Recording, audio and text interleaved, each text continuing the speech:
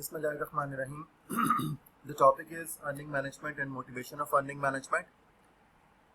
Basically, we have already studied the concept of earning management in previous subjects. The main motive to discuss this concept here is to discuss the motivation of earning management. So first of all, what is earning management? We have already studied that earning management is the use of accounting techniques to present your financial statements overly positive, just to give the impression that the business is doing so well. Assets को आप अपने बढ़ा के बताना चाहते हैं, आप अपनी अर्निंग्स को बढ़ा के बताना चाहते हैं, प्रॉफिटेबिलिटी को, जिसके नतीजे में आपके स्टॉक की प्राइसेस पे अच्छा इम्पैक्ट आएगा. उस अच्छे इम्पैक्ट से अल्टीमेटली आप क्या करना चाहते हैं, आप अपने स्टेक होल्डर्स को मुतमईन करना चाहते हैं और आप अपने नए इन्वेस्टर्स को अट्रैक्ट करना चाहते हैं. तो जो क्रक्स है अर्निंग मैनेजमेंट का वो ये है कि आप एक बहुत ओवर पॉजिटिव व्यू देकर जो मार्केट इम्प्रेशन आपने डिटर्मिन किया था बनाने का, आप उस इम्प्रेशन को मेंटेन करने की कोशिश करते हैं. लाइक आपके कुछ प्री डिटर्मिन टास्क थे, कुछ प्री डिटर्मिन टारगेट्स थे, आप उन टारगेट्स को पूरा करने के लिए आप मतलब प्रैक्टिकली अगर आप उनको पूरा नहीं कर पाए हैं तो आप समहाउ मैनिपुलेट करते हैं फाइनेंशियल स्टेटमेंट्स को, और उन फाइनेंशियल स्टेटमेंट्स के ज़रिए फिर आप अपना वो इम्प्रेशन बनाने की कोशिश करते हैं या कायम रखने की कोशिश करते हैं, जिससे अल्टीमेटली स्टॉक प्राइसेस पे पॉजिटिव इफेक्ट आता है. और स्टॉक प्राइसेस से ही आपका इन्वेस्टर जो है वो अट्रैक्ट होता है और डिसीजन मेकिंग भी मोस्टली मतलब एक जो पहला फैक्टर है वो आपकी स्टॉक प्राइसेस आती हैं. So since we are discussing earning management, तो अर्निंग से मुराद क्या है? अर्निंग से मुराद है जी प्रॉफिटेबिलिटी. बिजनेस का जो प्रॉफिट है, कंपनी का जो प्रॉफिट है, हम उसको अर्निंग कह रहे हैं, ठीक है. और इस अर्निंग का अल्टीमेटली इम्पैक्ट जैसे मैंने आपको पहले बताया कि स्टॉक प्राइसेस पर आएगा.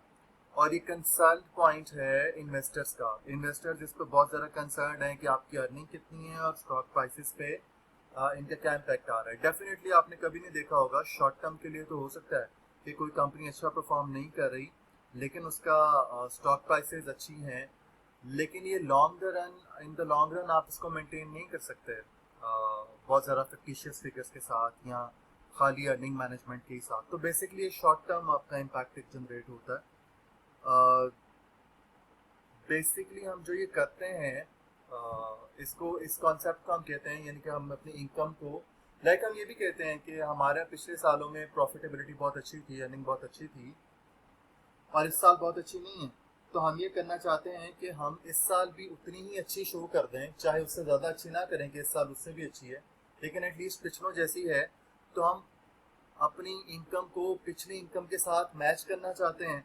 इस प्रोसेस को हम इनकम स्मूथिंग कहते हैं, ठीक है. अर्निंग मैनेजमेंट के ज़रिए अगर आप ओवर द ईयर्स अपनी इनकम को एक जैसा अच्छा शो करना चाहते हैं, यानी कि कभी आपका प्रॉफिट होगा, कभी ज़्यादा प्रॉफिट होगा, कभी कम प्रॉफिट होगा, कभी हो सकता है ब्रेक इवन या थोड़ा बहुत लॉस हो, लेकिन आप इन सारे सालों को एक जैसा अच्छा प्रॉफिट का इमेज देना चाहते हैं, तो आप ये जो भी टेक्निक यूज़ करेंगे अर्निंग मैनेजमेंट के थ्रू, अकाउंटिंग पॉलिसीज यूज़ करेंगे, उसको, इस प्रोसेस को आप कहते हैं इनकम स्मूथिंग. और बेसिकली आप क्या करते हैं, आप अपने रिजर्व अकाउंट में से अमाउंट को यूज़ कर अपनी इनकम्स को अच्छा शो करते हैं. इसीलिए हम रिजर्व अकाउंट को कुकी जार अकाउंट भी कहते हैं. कुकी जार अकाउंट मीन्स कि जब आपको ज़रूरत होगी तो आप इसमें से एक कुकी निकाल कर तो उसको अपनी भूख को मैनेज कर सकते हैं. तो जितनी आपके पास अर्निंग आप शो करना चाहते हैं, रिजर्व में से आप यूटिलाइज करके तो उसको समहाउ आप मैनेज कर सकते हैं. So this is basically the main concept of earning management.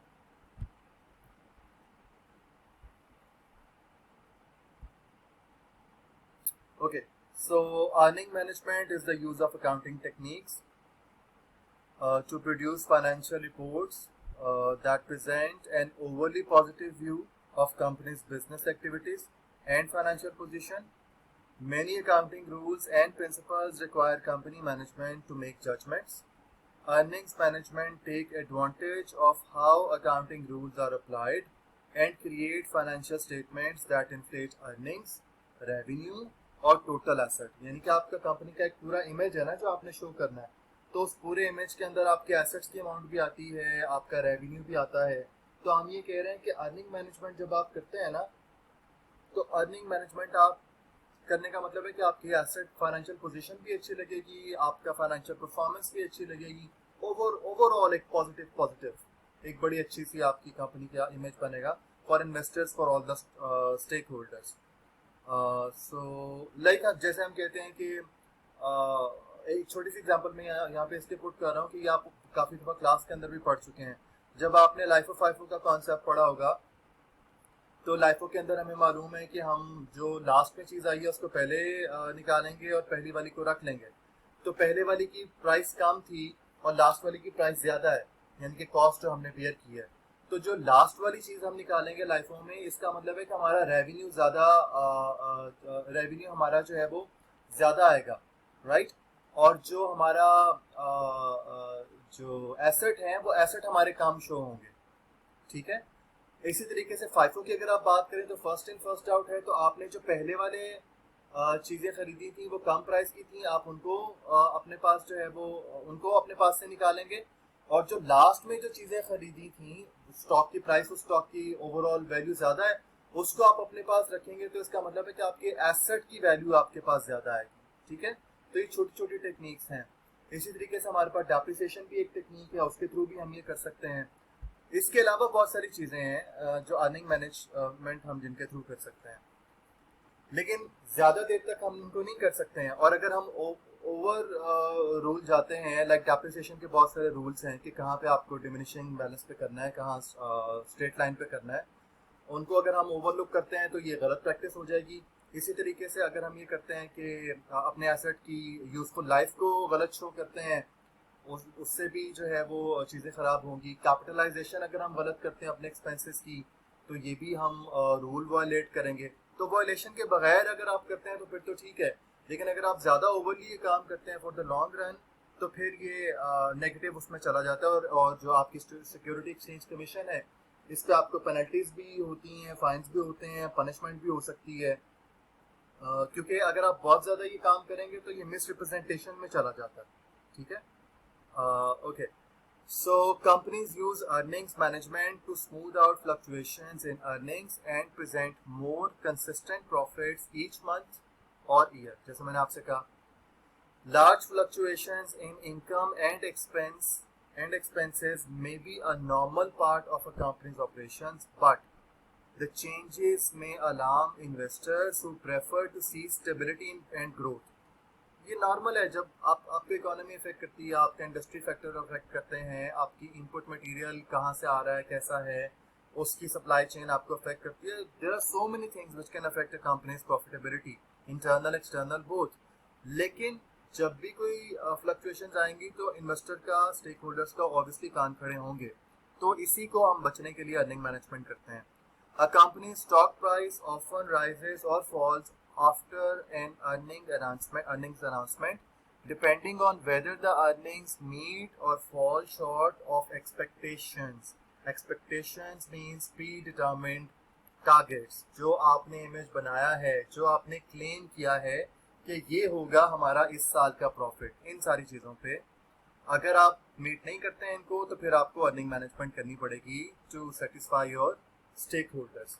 और हम ये कैसे करते हैं, लाइक जैसे हमने पहले इस पर बात की है, हम अर्निंग को मूव करते हैं रिजर्व से, या फिर अगर हम ये करें, जैसे मैंने पेनल्टीज की बात की है, उसमें ये हो सकता है कि आप अपना एक पीरियड का जो रेवेन्यू है उसको दूसरे पीरियड में शो करें, ठीक है, उसको वहाँ से निकाल के दूसरे पीरियड में शो कर लें, उसको होल्ड कर लें। या आप बैलेंस शीट को के एसेट्स को बहुत ज़्यादा शो कर लें और लायबिलिटीज़ को कम शो कर लें। जैसे मैंने आपसे कहा कि एसेट्स के बढ़ाने के हमारा जो स्टॉक है, एक पार्ट है हमारे एसेट का, करंट एसेट का, उसको आप कर सकते हैं। इसी तरीके से आप अगर एसेट्स को, यूजफुल लाइफ को या डेप्रिसिएशन मेथड को, आप एसेट को डेप्रिशिएट कम करते हैं, हालांकि ज़्यादा डेप्रिशिएट होना चाहिए था, तो ऑब्वियसली वो उसकी वैल्यू ज़्यादा शो होगी बैलेंस शीट में, बट ये गलत हो जाएगा। इन सारी चीज़ों पर आपको पेनल्टी हो सकती है, पनिशमेंट हो सकती है, और बहुत सारी चीज़ें हो सकती हैं SECP की तरफ से। इसी तरीके से अगर हम अपने एक्सपेंसेस को एज एक्सपेंस रिकॉर्ड नहीं करते, कॉस्ट रिकॉर्ड नहीं करते, हम उनको कैपिटलाइज कर लेते हैं। और जब हम कैपिटलाइज करेंगे तो ज़्यादा देर के लिए करेंगे, तो ये फिर एक गलत बात है। कुछ एक्सपेंसेस को कैपिटलाइज कर सकते हैं, ऑब्वियसली कुछ को नहीं कर सकते। तो इस चीज़ पर भी पेनल्टीज भी हो सकती हैं, बहुत सारी चीज़ें हो सकती हैं। Okay ji, so okay, now come to the motivation of earning management. वैसे तो जो क्रक्स है वो तो मैंने आपके साथ डिस्कस कर लिया है कि हम अपने जो प्री क्लेम्ड अर्निंग्स हैं, जो हमारा इमेज है जो हम मेंटेन करना चाहते हैं, उसके लिए हम ये बिगेस्ट मोटिव है। अब इसको अगर हम कुछ टाइप्स में अगर डिवाइड करना चाहते हैं तो वो हमारे पास हैं जी, altruistic motivation, speculative motivation, pressure from affiliated parties. इनको वन बाय वन देख लेते हैं जी। Altruistic motivation. This motive concerns the interest of other parties. It happens when a company management wants to engage in earning management activities for the good of the company. The motivations to manipulate information on earnings arise most probably driven by the intention to enhance the confidence of stakeholders. So this is the bottom line.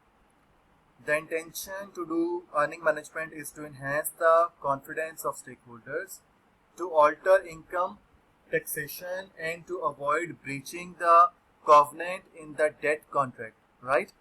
To avoid tax burden, उसके लिए हम इसको manage करना चाहते हैं। To avoid losses and decreased earnings, उसके लिए हम उसको मैनेज करना चाहते हैं।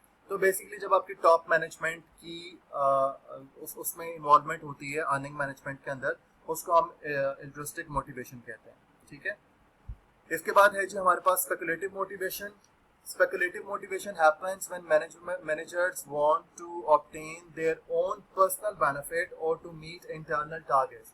जैसे कंपनी के अंदर टारगेट्स डिवाइड होते हैं, सेल्स डिपार्टमेंट का टारगेट है, आपके और प्रोडक्शन डिपार्टमेंट का टारगेट है, उसके लिए जब उसको उन टारगेट्स को जब मीट नहीं कर पाते तो उसके लिए भी फिर अर्निंग मैनेजमेंट होती है।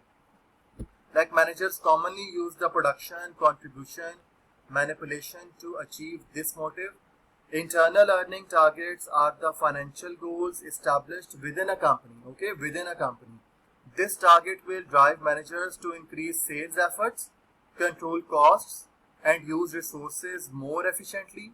Consequently, this situation will lead managers to engage in earning management in order to meet the targeted goals. ये है जी क्रक्स इस पॉइंट का। To increase sales efforts, control cost, and use resources more efficiently for what? To achieve the targets. And then finally we have pressure from affiliated parties. This include meeting external expectation through pressure from affiliated parties. Normally the shareholders and board of directors as well as analysts try to do something in order to achieve the company's goals. This situation will lead to the earning management practices again. So आपके board of directors हैं, आपके other stock holders हैं, stake holders हैं, आपके investors हैं, इनकी satisfaction के लिए जब आप ये करते हैं, ठीक है। ओके, अब the last point is how to detect the earning management. तो हम ये कह सकते हैं the claiming revenue growth that doesn't come with corresponding growth in the cash flow of the company. जो आपने क्लेम किया था कि इतनी ग्रोथ होगी, उतनी ग्रोथ आपके कैश फ्लोज में नजर नहीं आ रही, तो यहाँ पर हमारे पास डिटेक्शन होगी अर्निंग मैनेजमेंट की। If we report increased earning that only occurs during the fiscal year's final quarter, अगर फाइनल क्वार्टर में आपने अच्छा परफॉर्म किया है और आप उसी को उठाकर पोर्ट्रे कर दें कि ये हमारे सारे साल की परफॉर्मेंस है, इस रेट पे हमने परफॉर्म किया है, तो ये भी गलत बात हो जाएगी। इसी तरीके से अगर हम अपने फिक्स्ड एसेट को ज़्यादा मेंटेन करें, जो नॉर्मल कैपेसिटी है, जो नॉर्मल हमारी नीड है, जो इंडस्ट्री में नॉर्मली नीड है हमारे लेवल की कंपनी का, उससे ज़्यादा अगर हम फिक्स्ड एसेट्स को ओवरली मेंटेन करते हैं तो इससे फिस्की है कि हम अपनी फाइनेंशियल पोजीशन को अच्छा पोर्ट्रे करना चाहते हैं। So this is again about the detection of earning motivation, earning management. इसी तरीके से हम कहते हैं कि अगर हम अपने एसेट्स की वैल्यू को एग्जेजरेट करें, एग्जेजरेशन पहले हमने डिस्कस कर ली, आप उनकी यूजफुल लाइफ को ज़्यादा शो कर डेप्रिसिएशन को कम चार्ज करना शुरू कर दें तो ये भी एग्जेजरेशन है। अगर आप उनकी वैल्यू को वैल्यू को ज़्यादा करके लिखें, ये भी एग्जेजरेशन है। अगर आप उनको हालात वाक़यात ऐसे नहीं है लेकिन फिर भी आप उनकी रीवैल्यूएशन करके सरप्लस अपने पास रिकॉर्ड कर लें तो ये भी आप एक एग्जेजरेशन है at the end of fixed assets. So all these are the related points about earning management, motivation of earning management and detecting earning management. I hope this is clear.